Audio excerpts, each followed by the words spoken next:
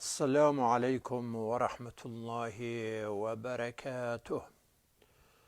بسم الله الرحمن الرحيم. الحمد لله رب العالمين. الحمد لله الذي لا يبلغ مدحته القائلون ولا يحصي نعماءه العادون ولا يؤدي حقه المجتهدون. فترى الخلائق بقدرته ونشر الرياح برحمته ووتد بالصخور ميدان أرضه. ثم الصلاة والسلام على العبد المؤيد والرسول المسدد حبيب إله العالمين أبي القاسم محمد صلى الله عليه وعلى آله الطيبين الطاهرين وصحبه المنتجبين. عباد الله، أوصيكم ونفسي بتقوى الله. اتقوا الله حق تقاته ولا تموتن إلا وأنتم مسلمون. يا أيها الناس، اتقوا ربكم الذي خلقكم من نفس واحدة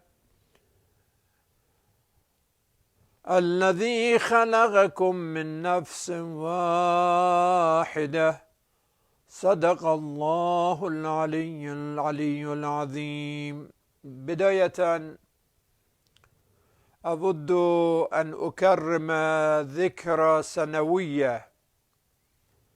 سنوية الإمام الراحل قدس سره، رجل العلم والعرفان والفقه والفلسفة، رجل الدعوة والإصلاح الذي رفع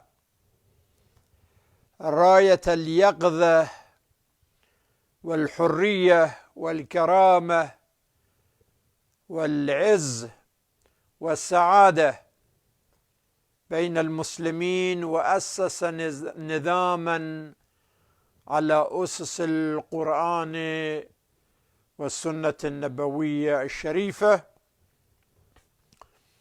وحقق النصر على الطغاة والمستكبرين بإيمانه وإرادته وعزمه وشجاعته وتوكله على الله سبحانه وتعالى. قدس الله روحه وأعلى الله مقامه وحشره مع آبائه الطيبين الطاهرين في أعلى عليين وجنة النعيم. أما بعد, brothers and sisters, we, during the meeting of Imam's Council this week, we had a consensus that this Friday, June 5th, we all talk about the pandemic of, not only about the pandemic of coronavirus, but also a pandemic more painful and more dangerous, and that is the pandemic of prejudice. And that is related to the murder of George Floyd and Ahmaud Arbery and Breonna Taylor. We decided to express solidarity with the families of all those who persecuted because of the color of their skin. Racism, brothers and sisters, is a cultural cancer. This is a plague develops out of two other diseases. The disease of ignorance, disease of arrogance. ولذلك قال النبي صلى الله عليه وآله لا يدخل الجنة من كان في قلبه مثقال ذرة من كبر. If somebody has even a spark of arrogance, pride in his heart, in her heart, cannot go to paradise. There is no place in paradise for someone who has a little spark of pride in his or her soul. وعن أمير المؤمنين علي عليه السلام عجبت للمتكبر الذي كان بالأمس نطفة ويكون غدا جيفة. I'm shocked that a person who knows that in the past she was just a drop of sperm. It was yesterday and tomorrow is going to be a dead body, a corpse. How this person can exercise arrogance. مر رسول الله صلى الله عليه وآله على جماعة فقال على ما اجتمعتم. The Prophet, peace be upon him, was walking and all of a sudden he saw a big number of people gathered. He said, what's going on? قالوا يا رسول الله هذا مجنون يسرع فاجتمعنا عليه. This man is mad and he is striking and making noises, and we are to watch this majnun, insane person. فقال صلى الله عليه وآله ليس هذا بمجنون ولكنه مبتلى. This person is not insane. He is only ill. Illness is different from insanity. ثم قال ألا أخبركم بالمجنون حق المجنون or حق المجنون. Do you want me to tell you that who is really majnun, who is really insane? قالوا بلى يا رسول الله. قال المتبختر.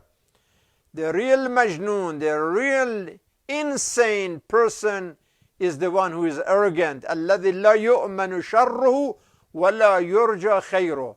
If there is a person that nobody can have hope on this person, they are afraid of him, he can create evil, but he cannot create something positive, something nice. This is the character of an arrogant person. You feel fear from him, but you never feel hope out of him. And when we go to the Holy Quran, قال يا إبليس ما منعك أن تسجد لما خلقت بيدي استكبرت أم كنت من العالين. This verse is saying that the first racist in this world was Shaitan. When God is talking to him and he is saying that, what happened? What stopped you from prostration before Adam? That was our order. Did you feel arrogant to do so? قال أنا خير من. Shaitan made a racist statement. He said, I'm better than him. خلقتني من نار وخلقته من طين. My race is better than his race. I'm out of fire and he's out of dirt. قال فاخرج منها فإنك رجيم. Allah said, get out of this Jannah. That means there is no place in Jannah for someone who makes racist statement. قال النبي صلى الله عليه وآله إن الله أذهب نخوة العرب وتكبرها بآبائها كلكم من آدم وآدم من تراب. That was God's desires to remove from you the nakhwa, the arrogance of the time of Jahiliyyah. That means it was one of the characteristics of the age before Islam, the age of ignorance, that people were arrogant. Then the Prophet said, Kullukum min Adam, you are all one family. So there is not this race on that race. And he said it not just for the sake of saying it. It's not just a lip service from the Holy Prophet. He demonstrated through his life and especially through his mission that there is no place for racism, no room for racism in our religion. You have heard about Mu'adhin Bilal. Bilal, originally from Habasha, although he was born in Mecca, but he was a slave and he was black. But Prophet Muhammad, peace be upon him, intentionally he chose Bilal to be Mu'adhin. And Mu'adhin at that time meant the spokesman of this new religion, new revolution. Some people complain, Ya Rasulullah, this guy is a stranger, he was a slave, he is black, but also his accent is not correct.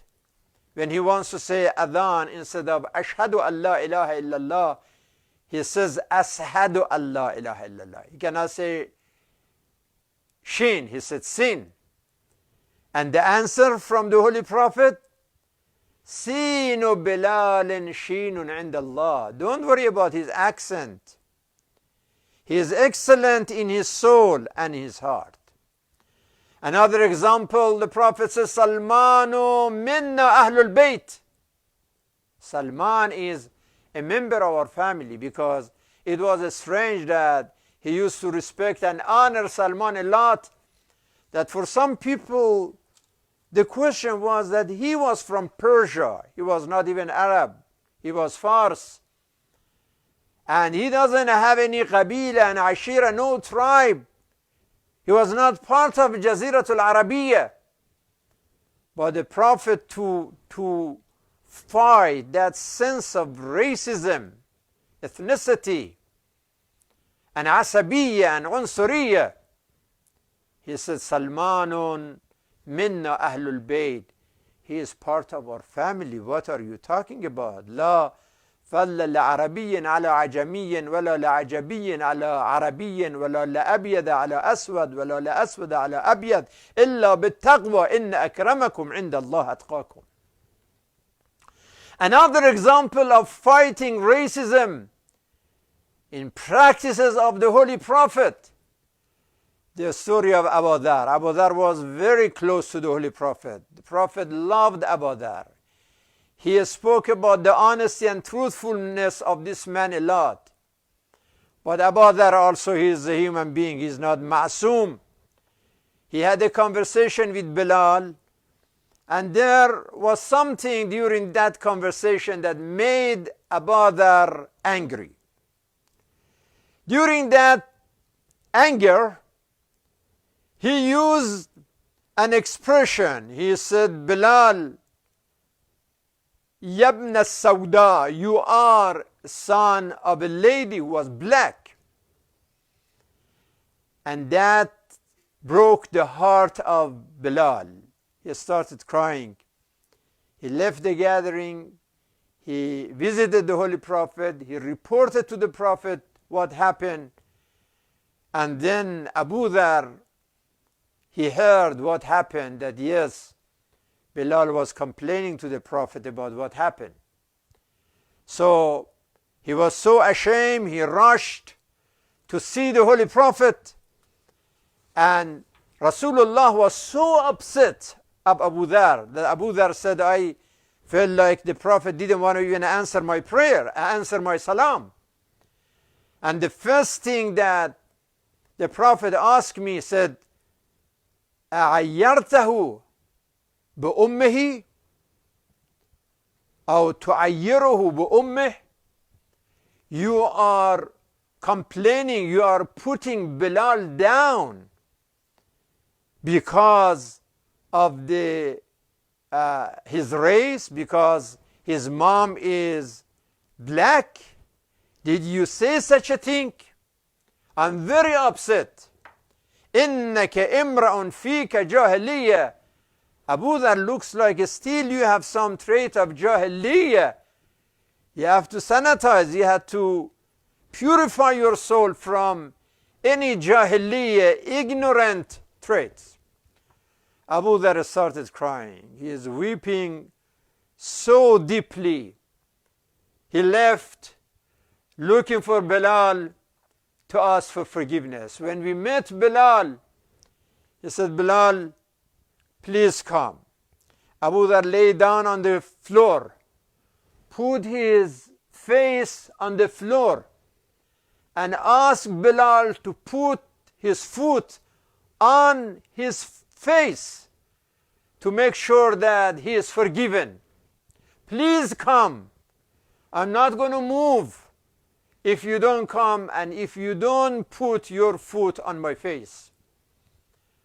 But Bilal, Rajul al-Rahma wal-Mawadda, he said, Abu Dhar, how can I do such a thing? How can I put my foot on a face that prostrated to my Lord?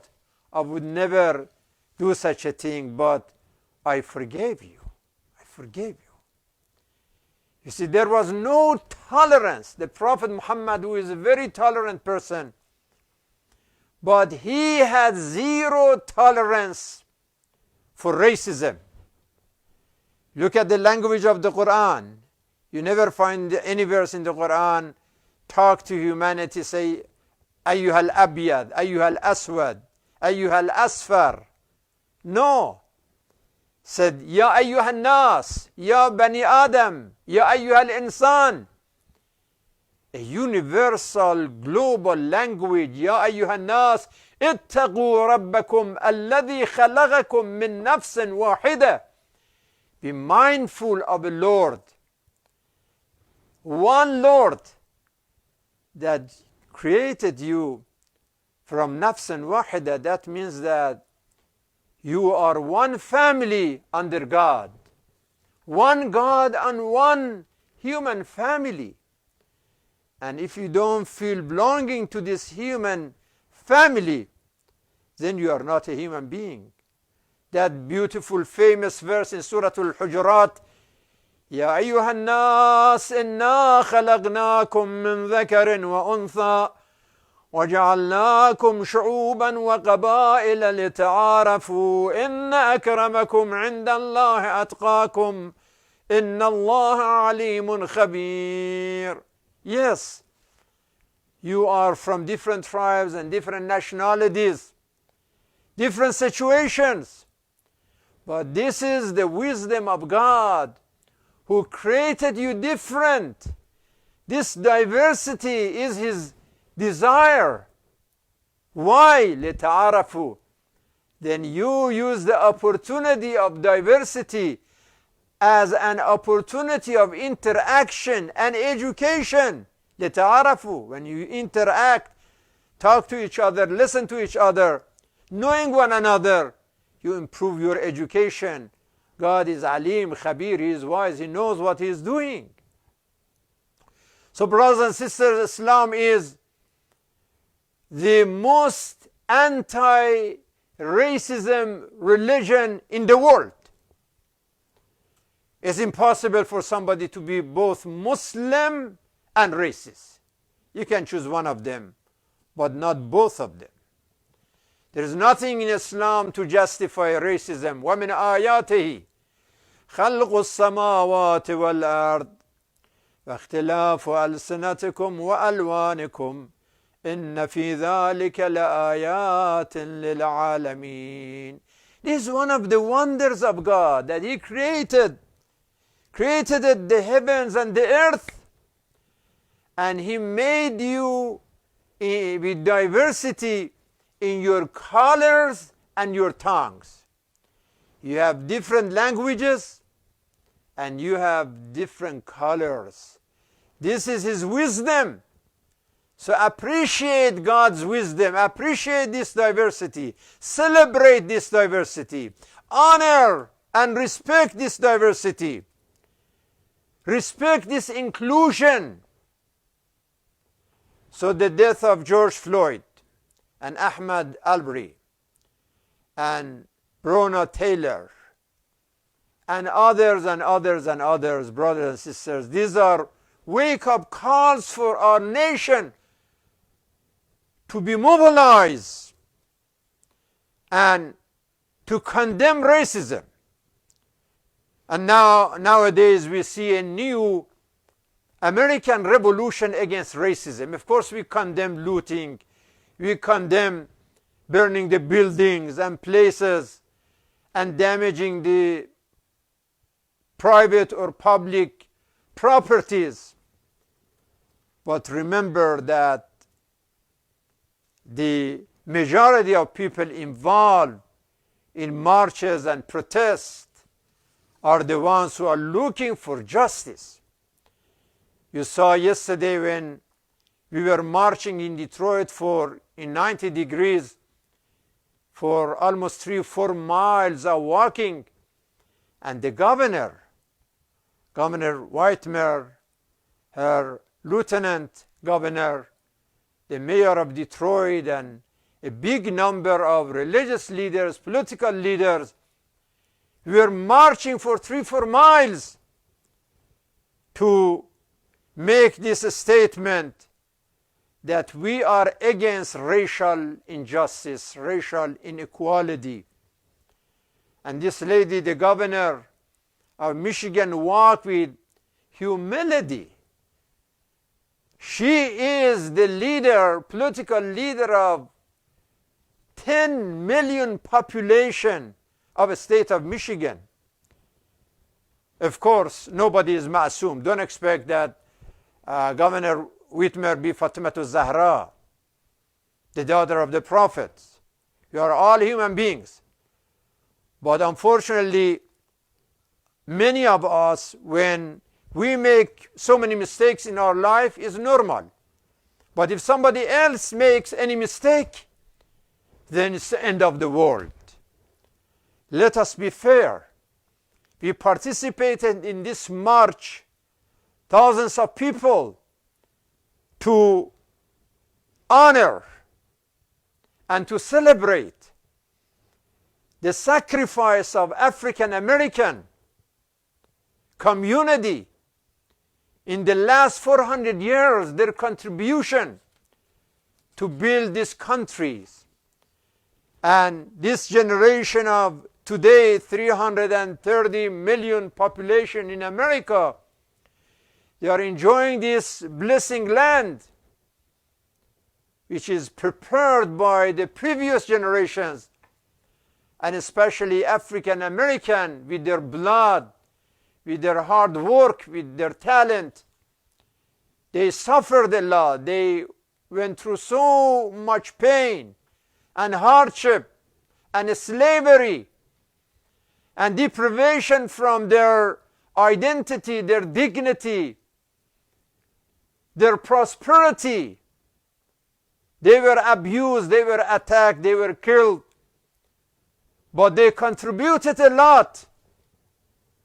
And now, you see, when the governor comes and marches with us and asks for justice for everyone, and especially for people, in particular the family of George Floyd and the other ones, that they don't deserve to live like that and to die like that.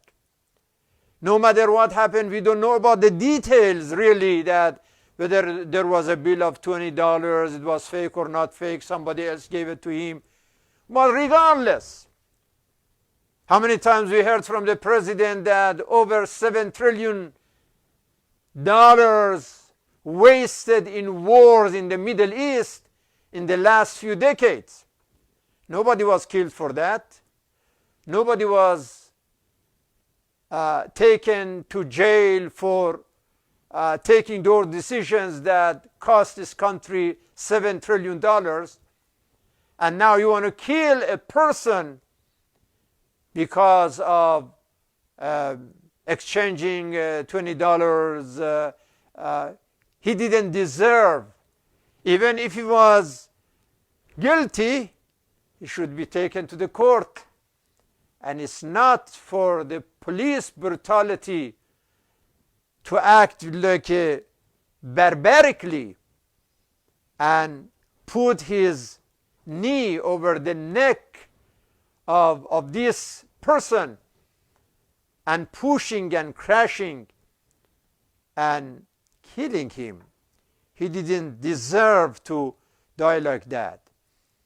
So as we condemn the act of violence, which is something that would ruin this revolution and would damage our democracy, and this is something that the racists, they love to see more violence, more looting, more building burning. And those people who care for justice, those people who care for democracy, they should free this new mobilization from any act of violence and craziness. This reminds us the nonviolent movement of Martin Luther King and Malcolm X, God bless their souls. And they had a dream that one day people enjoy justice. And I'm so happy to see in the case of this George and other people were killed recently, we see not only religious community and clergy community, but also political. The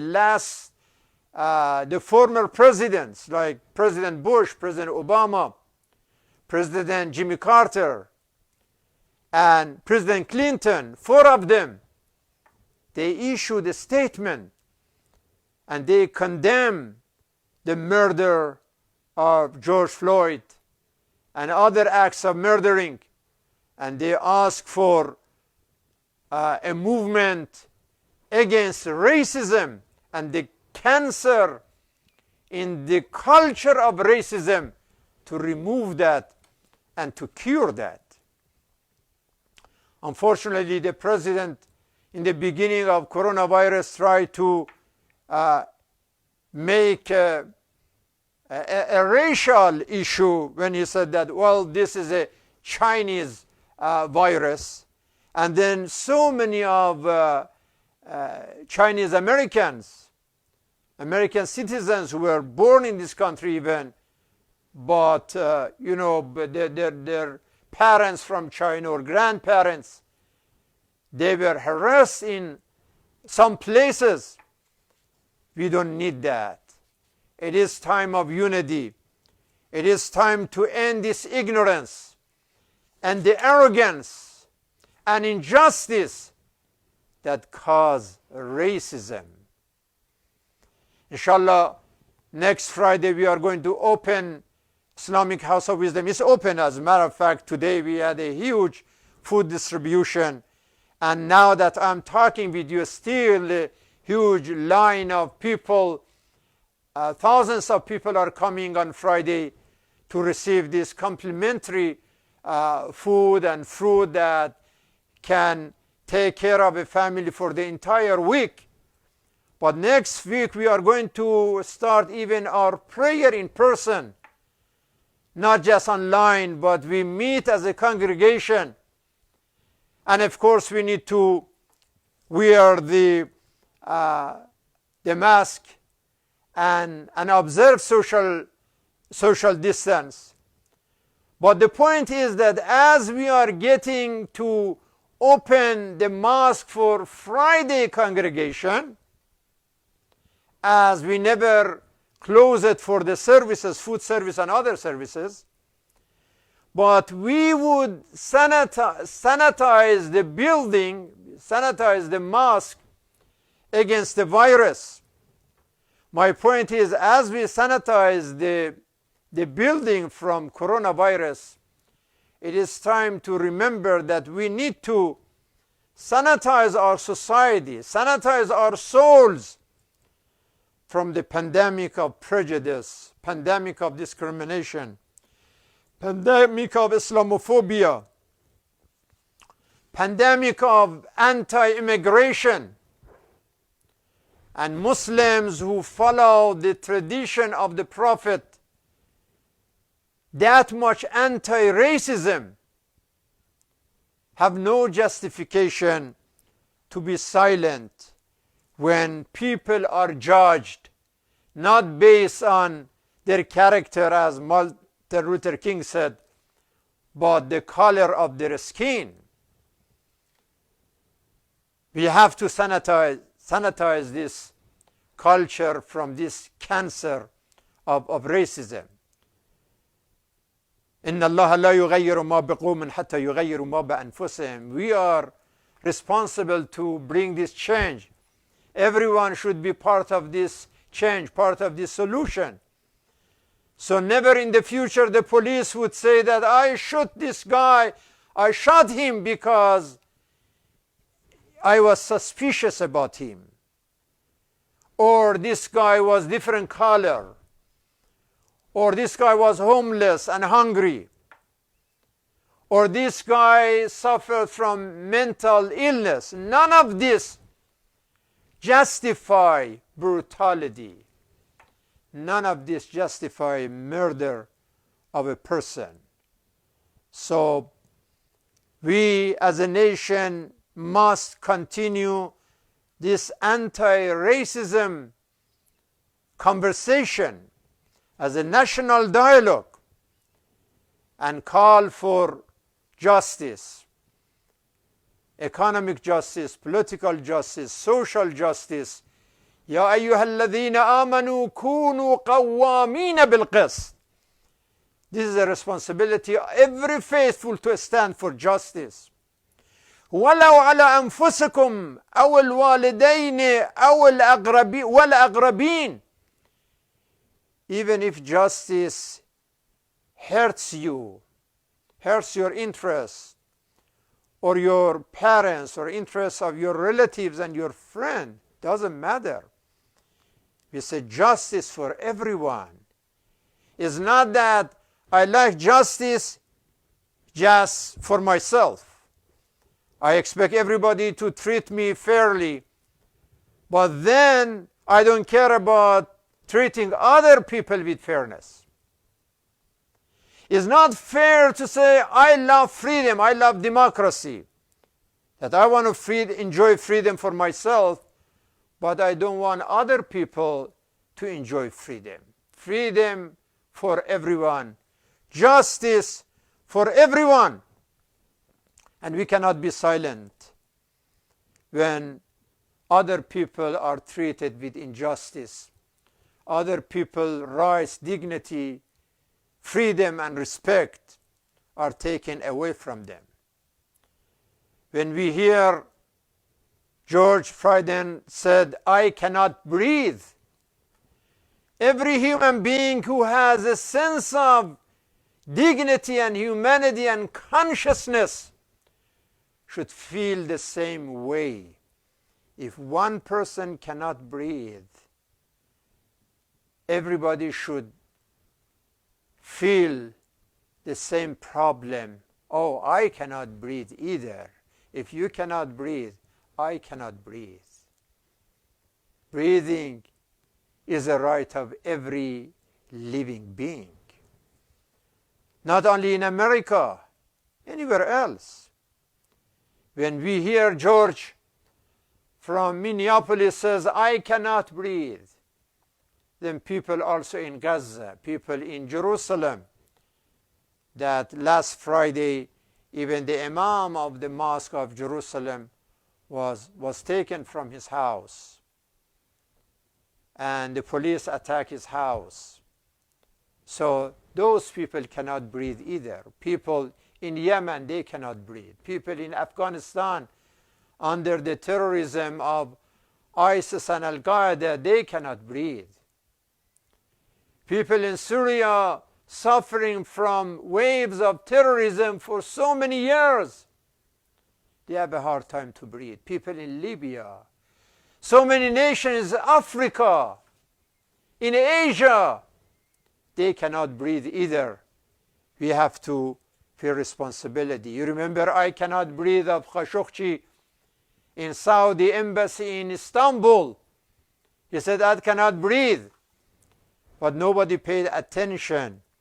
If at that time bin Salman was not honored with our administration here, maybe we could provide other people with breathing. But when we ignore, when we get silent, when we feel irresponsibility towards breathing of other people, life of other people, happiness of other people, prosperity of other people, then we cannot claim humanity. In our hadith, and that Persian poet Sa'di says, بنی آدم اعضای یکدیگرند که در آفرینش ز یک گوهرند. چه عضوی به درد آورد روزگار، دیگر عضوها را نماند قرار. All human beings are like organs of the same body. If one organ in this body hurts, all organs hurt. So if one person said, I cannot breathe, everybody should cry and everybody should call that I cannot breathe either. And if you don't say that, then we don't belong to the body of humanity.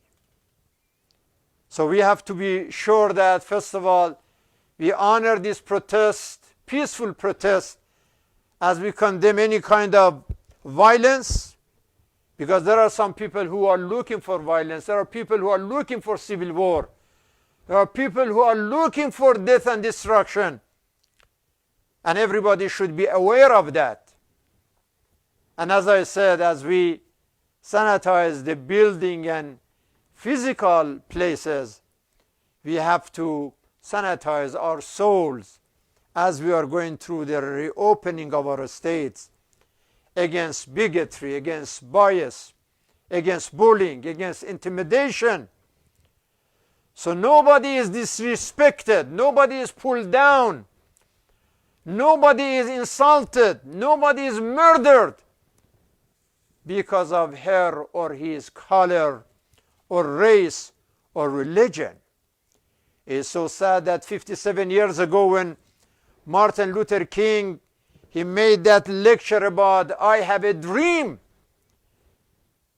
Nobody thought that after 57 years, still that dream is not materialized, didn't go through.